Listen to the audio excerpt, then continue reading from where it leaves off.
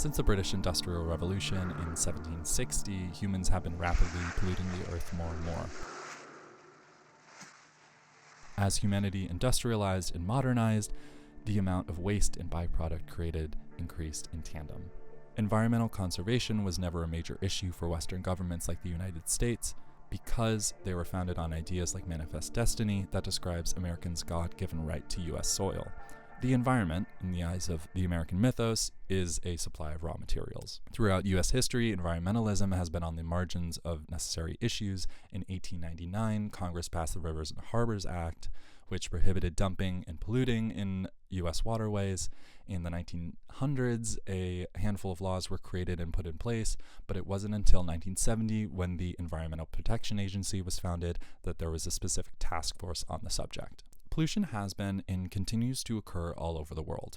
Some cultures pay no mind to it, some care very deeply. The country I'll be focusing on in this video specifically is Russia/the Soviet Union. Russia saw a late industrial revolution in the 1930s. After Stalin arose to power, he began a rapid industrialization and modernization of the Soviet Union.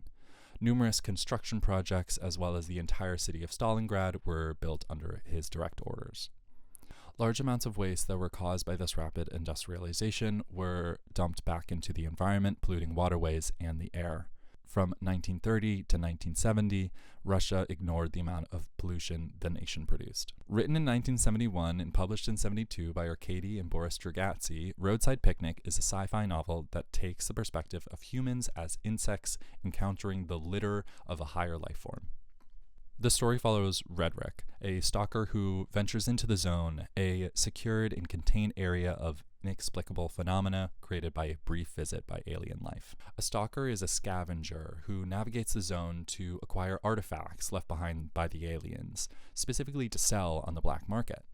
Throughout the Cold War, Russia faced great supply shortages as well as a cultural shift favoring a free economy. This saw the rise of black market sales of Western goods and other banned imports for those who could afford them. The world of the book is bleak, politically corrupt, and polluted, best translated visually by Andrei Tarkovsky in his 1979 film adaptation of the book titled Stalker.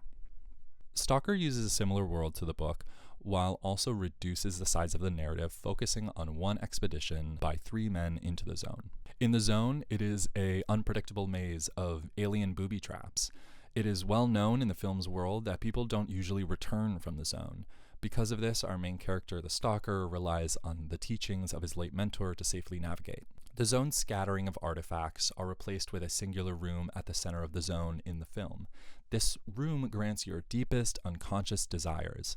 In simple terms, it's basically a genie that doesn't listen to you and takes the wish directly from your brain. The characters are directly frightened by the room. They are unsure of what will happen when they enter it. One of the characters even brings a bomb to specifically destroy the room because they believe that it is the catalyst for all of human pain. It's a long and contemplative movie, mostly consisting of long takes that contain very little action going on.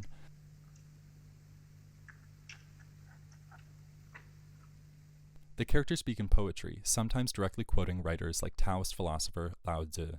Taoists believe in living in harmony with the Tao, or natural flow of the universe, something seen in the ideology of the movie's main character. He says you must adapt to the path the Zone creates, not to brute force your way forward. While keeping in mind the artifacts of the book, the room represents power and the fear of the unknown in human behavior. The knowledge of the room's function suggests that someone has entered it and used it, possibly being a catalyst for humanity's many atrocities. In this way, the room comes to represent weapons of mass destruction, or paradigm-shifting new technology, i.e. technological development. The group's irrational fear of the room, as well as the unknown nature of how it reads your mind, echoes modern fears and hesitation towards AI and the many ways it can be used as a weapon. Hi, this is Future Ryan, because I forgot to mention some things. The 3 main characters in the film frequently fall asleep in anywhere. They fall asleep in a riverbed, the main character falls asleep in a bunch of grass. There's an overall sort of feeling of fatigue. That's also reflective of the history of the time. A lot of people in the Soviet Union were overworked. The average Russian citizen didn't have access to enough food. So this is why something like the black markets happened.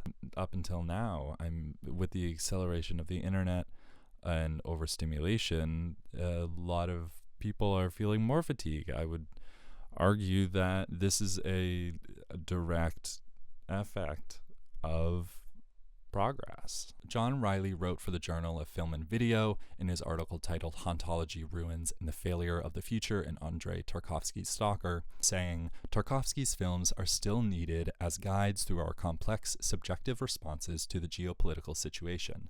Created during the height of the Cold War, Riley believes the film is inseparable from the existential fears and, as mentioned, the geopolitical climate of the Cold War. Writers in the decades following describe the prophetic nature of the film, as it is hauntingly similar to what was to come in Chernobyl. The story originated the Stalker title, which, after the film's release, was co-opted by various peoples and guides who navigate through forbidden or uncharted territories. In the Soviet Union, people who ventured into the exclusion zone of Chernobyl, represented by the zone, they call themselves stalkers. Even today, some subcultures of people who explore abandoned buildings and forbidden areas call themselves stalkers. Paying attention to the time the film was made and ignoring the haunting similarities to the Chernobyl disaster, Riley writes that filmmaker Wim Wenders understood that it was not Chernobyl that Tarkovsky foretold with Stalker, it was the ongoing relevance of the border, the zone, and our uneasy relation to our collective past. In Wings of Desire, directed by Wenders, the setting of Berlin before the wall fell imposes an intrusive physical border that blocks information similar to that of the zone in Stalker. As mentioned, the film speaks on the pollution brought on by industrialization, but also the resilience and overgrowth of nature amid human desertion. The first third of the film is shot in sepia tone. The sets are gross and dirty, their grime enhanced by the sickly sepia. In contrast, the zone is in full color, the transition creating a similar effect to Dorothy's entrance into Oz, minus the munchkins and sparkly witch. Keep in mind, though, this isn't the real world. The real world is metallic and cold and dominated by factory buildings, piping, and vehicles. The story argues that this is what human progress looks like, or at least what progress/development looked like in the Soviet Union. It came at the cost of exhausting your workforce and harming the environment. Stalker's thematically rich yet ambiguous story could be viewed in many ways, but most importantly, I think it speaks to the authoritarian governance of Russia and the public's view of the government at the time as gatekeepers of knowledge.